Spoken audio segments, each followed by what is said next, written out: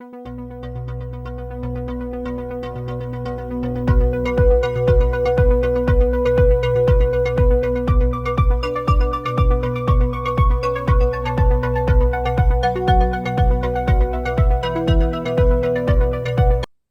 this is Doc Mike talking to you about the pros and cons about moving to Spain. Buenos dias, señoras y señores. Spain. One of the first things that comes to my mind about the pros is the food. So we have, for instance, the tapas culture. So in the south of Spain, Andalusia, in a lot of places, like especially a little bit more in the campo and the countryside, you find places where you can have tapas, unlimited almost, with your drinks. So what's to complain about that? And then on the other side you have gazpacho andaluz. So in the hot weather months you have wonderful, cold, refreshing soup as part of your meal. Then you have paella, and paella with seafood and a wonderful, wonderful dish. And you have tons of other seafood related dishes and other dishes. So the other number two of the pros is real estate prices. Real estate prices are comparatively good still, competitive in comparison with Northern Europe, UK or North America. So you can find places that are not right at the beach or not in the city center, like obviously we're talking Madrid, Barcelona, then it's very expensive, beach, right, expensive. But apart from that, you can find some good deals, especially if you come from the UK or North America or Northern Europe. Then we have the fiestas, the fiesta culture. So if you are someone who loves fiestas and who loves parties, this is your place. You're just going to be invited, you're going to practice your Spanish, you're going to make a lot of friends, and you're going to be included by the Spanish into their culture. So what's not to like about that one either? So you're going to be obviously hanging out until the wee hours in the morning, and you're going to party. So if that's for you, this is your place. Number 5 of the pros is public health care. As a medical doctor, I can tell you, having traveled and lived in a lot of places in Europe, especially Southern Europe, and in comparison with Portugal, Spain is top-notch in terms of public health care. The education of the Spanish medical doctors, fantastic, and you find a lot of people speaking English in the medical system, and you have ready access even to CTs, MRIs, specialists, and special procedures, and not necessarily long waiting times, and very, very good quality of care. Then we have the friendliness of the people. My number 5 top positive for Spain, that kind of proverbial Spanish culture. You can have so many friends, even local people, if you learn a little bit of Spanish, because obviously in Spain not so many people speak English or any other language. So a little Spanish goes a long way, and you're going to make friends. People are including you into the local parties, fiestas, neighborhood. So, but there's obviously a north-south divide, especially if you compare, let's say, with Catalunya. Catalunya, the capital is Barcelona, and also the Balearic Islands like Ibiza, Mallorca belonging to it. These people are not so open to foreigners, and they're not so warm, such a warm culture.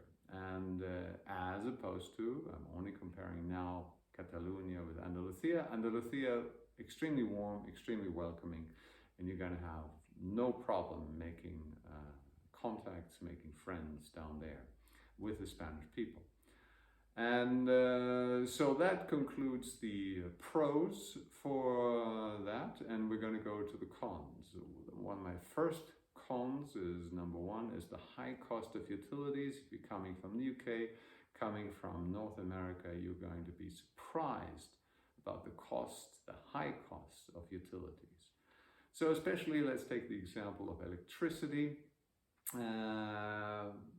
You used to rather low bills, wherever you come from, you come to Spain, not exclusively Spain, but also Spain. You're going to have a shocker, a sticker shocker, because you're going to have, sometimes people are not careful, 400, 500, 600 euros per month just for electricity. Why? Because with 42 degrees, between 38 and 43 or something of centigrade, or let's say 120 degrees in max maybe in the summer, unless you're from Tucson, Arizona, or from Phoenix, you're not used to this kind of weather. So you need a lot of air conditioning, a lot of electricity. Now comes the winter. The winter is cold and damp. The buildings are not built for cold and damp weather. They're only built in Spain and Portugal and places like this. They're built for the summer. That means you have the risk of, first of all, you're cold, and second of all, you have the risk of having mold dampness getting into the walls of your building. So that obviously means you have to heat a lot more. The buildings are not very well insulated, so you need electricity. Obviously, you can have gas heating, you can have wood fire heating, but a lot of people use electricity also. So your bill is going up. And the other aspect of it is mold. You have to be careful with the mold. It's going to be in the walls, even with relatively more modern buildings. And in Spain and Portugal, what they do is they just don't remove the mold. They just paint over the mold. And then so you have a layer of mold, paint, So if that does something, I know it does something for everyone with health, but if you're particularly because of allergies or some other conditions you're concerned about mold, you better take that into consideration before moving to Spain. The other one, number 2 for downsides, is the noise level. Again, you're coming from UK, North America, you're not prepared for that noise level that's going to meet you. If on one side you're obviously this party person, you're out every night until the wee hours in the morning, you're not going to be concerned about this noise level. But the Spanish culture is different. They live a lot at night. They go out, maybe, they start going out at 10, 11 o'clock and they come back at maybe 3.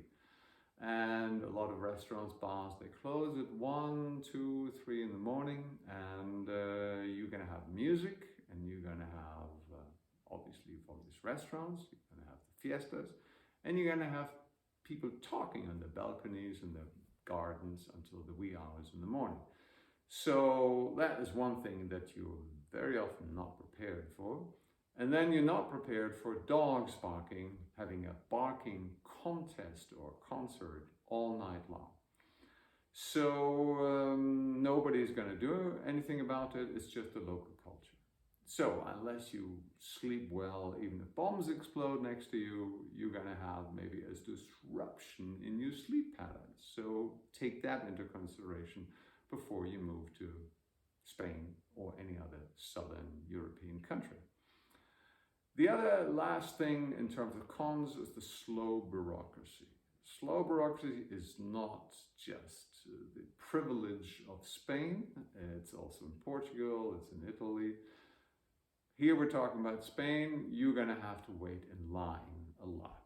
That means for the post office, that means for the bank, that means for the government offices, you're going to wait in line. So if you're coming again, UK, North America, Northern Europe, you're used to be able to do a lot of government business online. In Southern Europe, this is still at the very beginning. It's kind of more Neanderthal in that sense, and you have to go and visit the offices.